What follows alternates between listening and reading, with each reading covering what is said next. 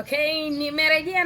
nimerejea vizuri kabisa na dabi ya Kariakoo ambayo imechezwa Mei 3 ikiwa ni siku ya jana pale Meja Jenerali Samuyo Mbweni, na Simba akiwa ni mwenyeji wa mchezo huo. Kama ambavyo tunafahamu, dabi ya Kariakoo kwa msimu huu kwenye upande wa ligi kusoka Tanzania bara ni sare mbili ambazo zimezalishwa, kwa maana timu zote mbili zimeweza kuondoka na alama mbili. Kwa hiyo timu zote mbili zimegawana alama pamoja na dabi yenyewe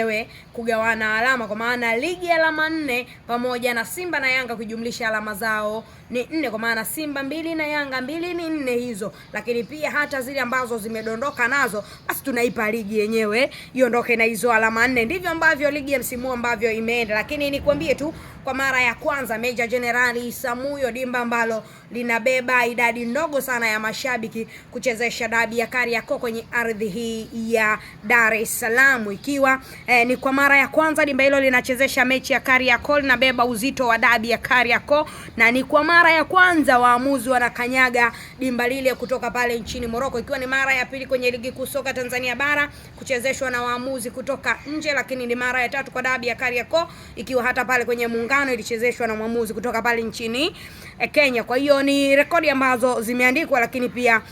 ikiwa imeandikwa pia rekodi ya dakika 10 kupatikana magoli mawili kwa timu moja, kwa maana timu mwenyeji kupata magoli mawili kwenye dabi ya Kariakoo ndani ya dakika 10 za kwanza, ambapo kwenye dabi ya 5-1 ambako Mwananchi Yanga aliondoka na magoli 5-1, basi magoli mawili yalipatikana kipindi cha kwanza dakika 9 za mchezo, ambako magoli yote mawili yalikuwa ni kwa timu zote mbili. Lakini kwa mara ya kwanza timu moja kupata magoli mawili kwenye dabi ya Kariakoo ndani ya dakika 10 za kwanza. Magoli hayo yalitiwa kimiani na Libase Geye pamoja na Triple C Mwamba wa Lusaka, ambapo na kurejesha Kennedy Musonda alifungia Yanga goli la kuongoza kwenye ule ushindi wa goli 5-1, lakini Kibu Dennis akaja katia kambani goli la kusawazisha kwa upande wa Simba Sports Club, na dabi hiyo kumalizika kwa goli 5-1. Siku ya jana dabi hiyo imemalizika kwa sare ya goli 2-2, Simba 2 Yanga 2, magoli haya yakichomolewa vizuri kabisa na Prince Mpumelelo Dube, lakini pia Mwamnyeto captain akaenda kuwasawazishia wananchi na kuweza kugawana alama moya. Uzito wa Kariakoo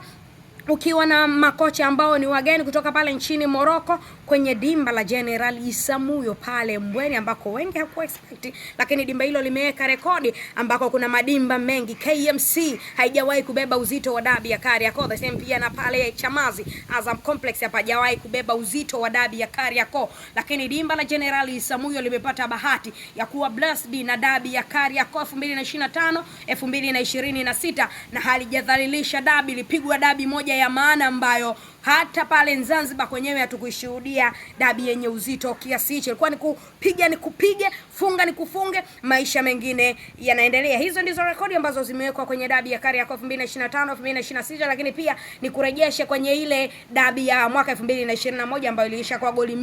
2-2, basi imerejea pia pale Jenerali Samuyo jana, ambako Simba walipata goli za kuongoza kipindi cha kwanza na Yanga kupata goli moja kipindi cha kwanza, lakini pia goli hizo zikachomolewa na kuweza kumalizika kwa goli 2-2. The same pia 2021 Medi Kagere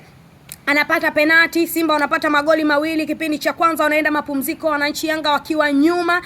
kwa magoli 2-0, lakini baada ya kipindi cha pili kuanza tu Balama Mapinduzi Kipenseli wanamuita hivyo, akaweza kuwaandikia Yanga goli la kufutia machozi na wakaja kusawazisha wananchi level scoreboard, na mwisho wa siku mechi hiyo ilimalizika kwa sare ya 2-2. Kwa hiyo dabi 2021 imerejea pale Jenerali Samuyo. Tofauti ni kwamba mechi ile ilichezeshwa na waamuzi kutoka hapa nchini Tanzania, lakini mechi ya jana imechezeshwa na waamuzi kutoka pale nchini Morocco, ambao wamechezesha dabi ya Kariakoo ikiwa ni kwa mara ya pili kutoka kwenye huo ukanda wa Waarabu Morocco, na mwisho wa siku akaja kuchezesha dabi ikiwa ni mara ya pili kwenye ligi, mara ya 3 kwa waamuzi wa nje kuchezesha dabi ya Kariakoo. VICA 7 vika 7, langu jina nimerejea.